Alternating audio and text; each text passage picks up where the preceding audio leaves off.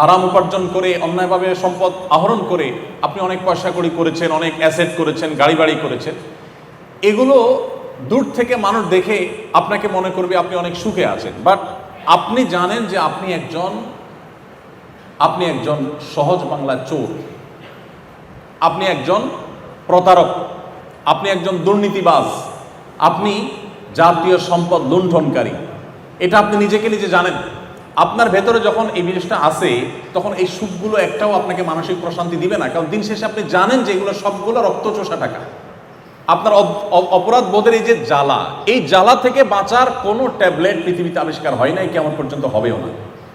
Please okay subscribe করো YouTube Anwar Hussain Riyad, please ভাই, শুক্রান Africa Uganda. আপনাকে এটা সারা জীবন বয়ে যেতেই হবে।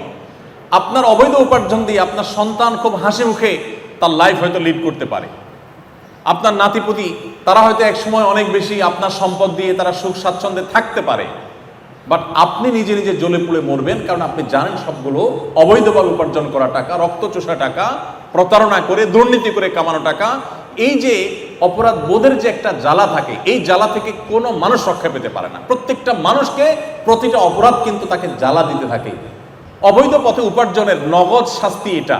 আপনাকে দেখে সুখী মানুষ হতে পারে, কিন্তু আপনার চেয়ে দুঃখী মানুষ আরেকটা পাওয়া যাবে না।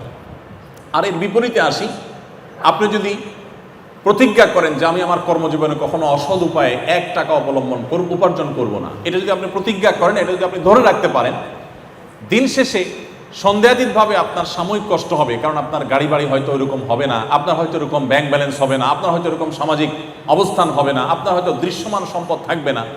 এর কারণে আপনার হয়তো সাময়িক কষ্ট অনুভব হতে পারে, কিন্তু নিশ্চিত করে বলা যায়, এবং আমরা কেউই হয়তো দ্বিমত করব না, যে আপনার সততার সাথে পার করা জীবনের অর্জন যদি কম হয়, আপনি একটা কুড়ে ঘরে আছেন, একটা কোনো রকম তৈরি করে একটা বাড়িতে আছেন, কোনো রকম একটা গাড়িতে চলেন, বা আপনার প্রাইভেট গাড়িও নেই, এই যে জীবনটা, এই জীবনটার মধ্যে আপনার একটা প্রশান্তি থাকবে।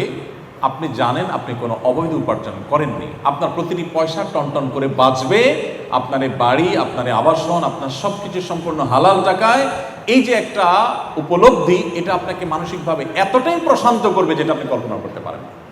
সম্মানিত উপস্থিতি, আমি বহু হারাম টাকায় সম্পদশালী হওয়া মানুষের সাক্ষাৎকার নিয়েছি, তাদের একান্ত আলাপ শুনেছি।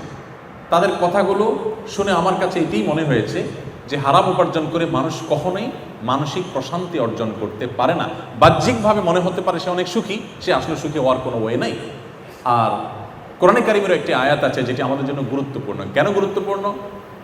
আয়াতটা আমি পরে বলছি। গুরুত্বপূর্ণ এই জন্য যে আমাদের দেশের মানুষের মধ্যে একটা ধারণা, মুসলমানদের মধ্যে একটা ধারণা তৈরি হয়ে গেছে যে টাকা হইলে বাঘের কল্লাও পাওয়া যায়। একটা প্রবাদ আছে, টাকা হলে বাঘের কল্লাও পাওয়া যায়, তার মানে টাকা হলে সবই পাওয়া যায়। অতএব আমার প্রথম প্রায়োরিটি হলো টাকা কামাই করা, বৈধ অবৈধ দেখা দেখি দরকার নেই, টাকা আসুক। টাকা এসে গেলে যেহেতু বাঘের কল্লাও পাওয়া যাবে, অতএব টাকা দিয়ে আল্লাহরও পাওয়া যাবে। এটা হলো আমাদের ধারণা, যার কারণে দেখবেন মানুষ যৌবন বয়সে ইসলামের ধারা কাছে যেতে চায় না। অনেকে আছেন ইয়াং বয়সে টাকা হয়ে গেছে, হজ করার মতো টাকা আছে তার কাছে, অ্যাবিলিটি আছে। যদি বলা হয় ভাই হজ করতে যান, তো বলে এত আগে হজ করে ফেলবো, কারণ তিনি মনে করেন যে এত তাড়াতাড়ি হজ করে ফেললে তো আমি বিভিন্ন অপকর্ম করতে পারবো না।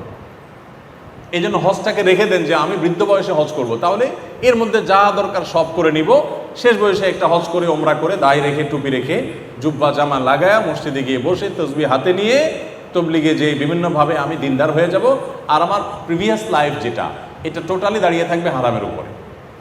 আমরা অনেকে ইসলামটাকে ঠিক এইভাবে পালন করার চেষ্টা করি, অথচ বাস্তবতা হলো যে আমার পেছনের ইতিহাস, অতীত মানুষ না জানতে পারে, আল্লাহ তাআলার কাছে রেকর্ড আছে, আর বান্দা হক আল্লাহ তাআলা মাফ করবেন না।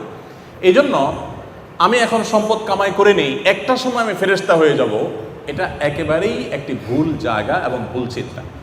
আল্লাহ তাআলা কোরআনে কারিমে বলেছেন, ইয়া আইয়ুহার রাসূলু কুলু মিনাত তাইয়্যিবাত, হে রাসূলগণ, সমস্ত নবী রাসূলদের প্রতি আল্লাহ তাআলা কমন একটা নির্দেশ জারি করছেন, কুলু মিনাত তাইয়্যিবাত ওয়া আমালু সালিহা।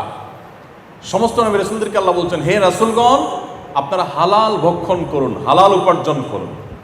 এরপরে বলেছেন ওয়া আমালু সালিহা, এবং নেক আমল করুন। তাহলে ভালো কাজ আগে না হালাল উপার্জন আগে? হালাল উপার্জন আগে।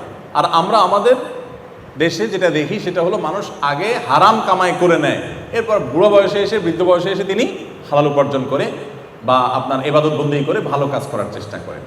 তো এটাও আমাদের ভুলের জায়গা। এই জন্য আমি আপনাদের প্রতি বিনীতভাবে অনুরোধ করতে চাই, আপনারা সৎ পথে চলবেন সারা জীবন, এবং এই সংকল্প আপনারা এখন থেকে করে ফেলুন। এটাতে আপনারা সাময়িকভাবে মনে হবে পিছিয়ে আছেন, অনেকের সাথে প্রতিযোগিতা আপনি তার সাথে তাল মিলাতে পারেন না, তার পর্যায়ে থাকতে পারেন না, কিন্তু প্রকৃত অর্থে মানসিক প্রশান্তি আপনি অনুভব করবেন। আসুন্নাহ ফাউন্ডেশন, উম্মার স্বার্থে সুন্নাহর সাথে।